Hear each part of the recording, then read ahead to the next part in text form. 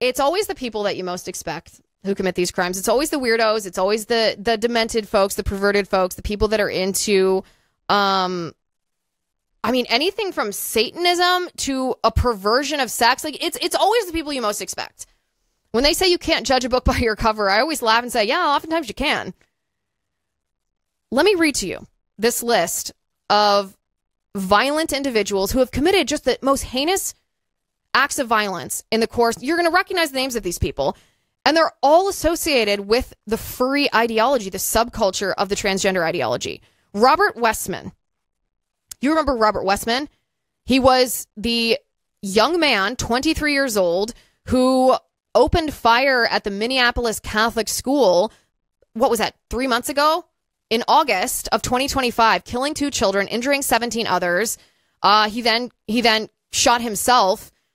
He identified as transgender, but it wasn't just transgender. We know the transgender part, but in his manifesto, he wrote a line that said, maybe that's why I like furries so much. And his ex-girlfriend, a woman by the name of Abigail Bodick, was a known furry.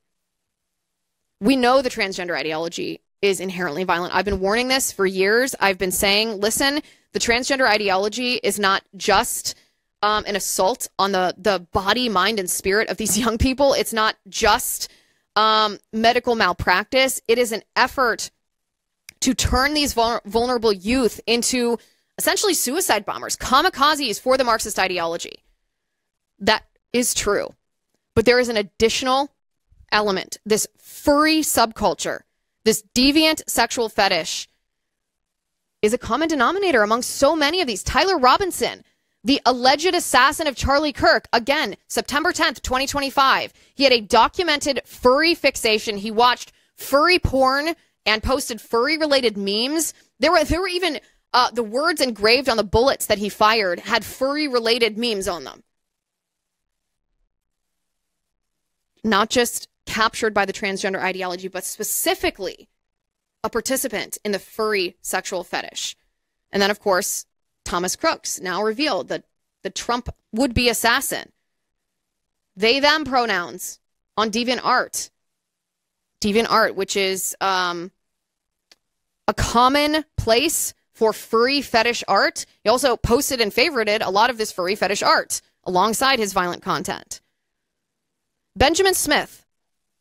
Do you remember that name? Do you recognize that name? He's also known as Polybun. He killed 1 person and injured 5 others. This is back in February of 2022, so this isn't even a brand new phenomenon. In Portland, Oregon, in February of 2022, he conducted this attempted mass shooting. He killed 1 person, and he's open about being a longtime furry participant. He's an artist in the furry subculture. That's why he's known online as Polybun, because he has a public, this is what they call it, a public fursona, meaning he role plays as a furry. Brandon Scott Hale. Do you remember the FedEx mass shooting back in April of 2021? 8 people killed by Brandon Scott Hale, and then he killed himself. Well, I bet you didn't know he was an obsessive brony fan. Do you know what brony is? It's this weird subculture of My Little Pony fans, but they're grown men who are My Little Pony fans, and they have a heavy crossover with furries.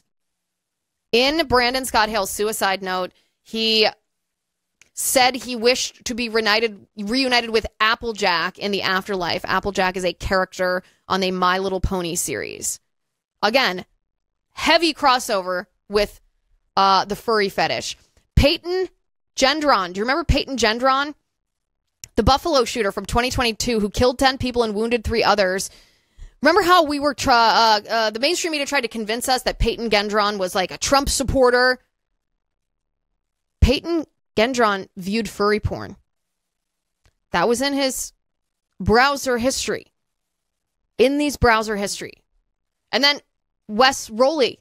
Again, this is another 2025. Remember the man who killed 2 firefighters in Idaho in summer of 2025? And you were like, what the heck? Where did this come from? What was the motivation? And we uncovered the TikTok account of Wes Rowley. And on the TikTok account, it gives a disturbing picture of Wes Rowley's ideology. And what are the hashtags on Wes Rowley's TikTok account, on these videos that he posted. Hashtag furry. Also, by the way, a brony, a grown man follower of My Little Pony. Are you shocked yet to see this as a common denominator in all of these shootings? Audrey Hale, the Nashville Covenant Christian School shooter from 2023 who killed 6 people at Covenant Christian School. And we knew that Audrey Hale identified as transgender or non-binary, that Audrey Hale also went by Aiden Hale. Well, there's a new report that there was a profile under the name of Aiden Hale found on a furry website. It is unmistakable that this is a common thread. And so my question is, why didn't they tell us about Thomas Crooks? Why didn't they tell us about his social media history and his political ideology? Why didn't they tell us about his furry fetish? I mean, listen, if they really didn't know, then that's incompetence beyond comprehension. Why do we fund the FBI to the tune of $10 billion annually if they actually didn't know? Do you believe they actually didn't know? Did they not want us to know that Crooks was a leftist, perhaps? Did they not want us to know that Crooks was a furry degenerate? If not, why not?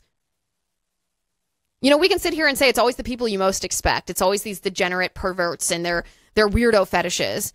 And it's fine to say that because it's also just good to recognize that, you consciously and subconsciously, we recognize evil when we see it. Sometimes that evil is manifested, and I don't mean that in a new agey way. I mean, you can see symbols and signs of that evil in how people dress and how they act and how they look. And it's okay to recognize that. But it's not enough to just recognize that. When this is a common denominator in some of the most hideous acts of violence in our country, what are we going to do about it? How does this radicalization pipeline actually work? When these young men become involved in these furry fetish forums and consume furry fetish pornography, what is it about that leads them to commit hideous violence? Because that's not a coincidence. It's too specific and a constant in all of these cases to be a coincidence. So what is it about this furry fetish subculture, and how do we stop it? If we don't ask that question, and for goodness sakes, if the FBI doesn't ask that question, then what good is the FBI? And why would we expect these acts of violence to stop if we don't stop them before they start? I just want, to extend my admiration for Miranda Devine's report. Again, it's shocking to me that all of this information had to be uncovered and reported on by a private citizen journalist. And that of all the government investigative bodies that we have, all the funding that we give the federal government, none of this came. And now Cash is stonewalling even members of Congress. That's weird. That is very weird. And the American people should not tolerate that.